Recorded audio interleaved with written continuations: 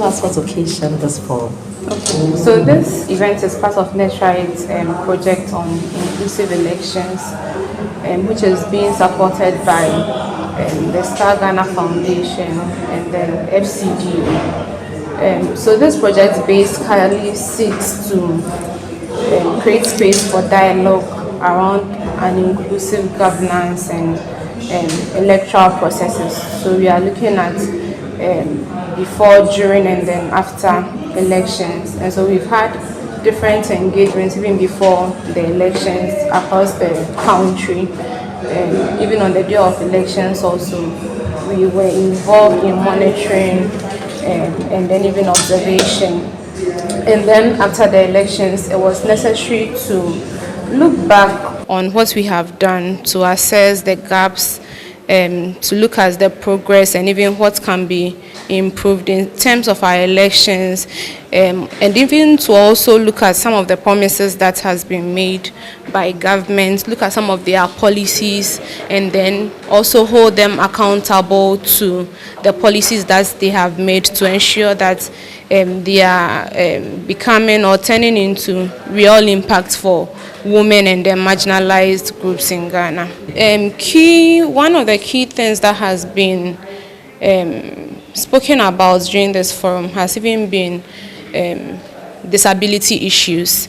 So there was one participant who, for instance, shared how when he was voting, he didn't really have privacy because he was blind, and so somebody had to assist him.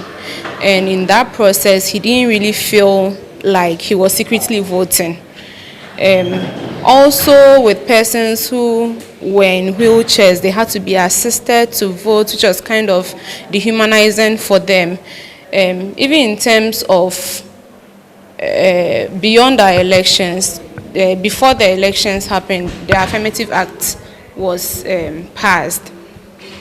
When you look at the appointments that are being currently made with the current government that is in power, you'd realize that yes, there's some level of effort that is ongoing, but then it's not enough. It's like they are lumping all the appointments together and then they are saying that okay, they are meeting the 30% target, which is not supposed to be the case. When you even look at cabinet, for instance, out of the 19 members of cabinet, we only have 2 women on cabinet.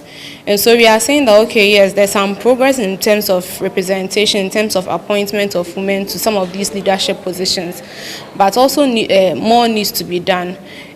Also, even regarding the elections, the EC did very well, but yes, there were some gaps. You realize there were some pockets of violence in some constituencies, and so there's the need to even bridge some of these gaps that have also been identified. I think key is the need to sensitize the general public about this act.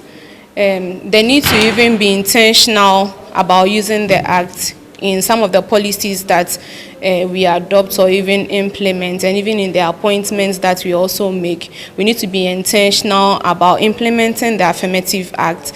There's the need for that commitment by government, by our leaders, to ensure that the act is actually being implemented in Ghana and is actually resulting in real change for women in Ghana. Yeah, we would want to urge government and all critical stakeholders to work to ensure that our governance system is inclusive.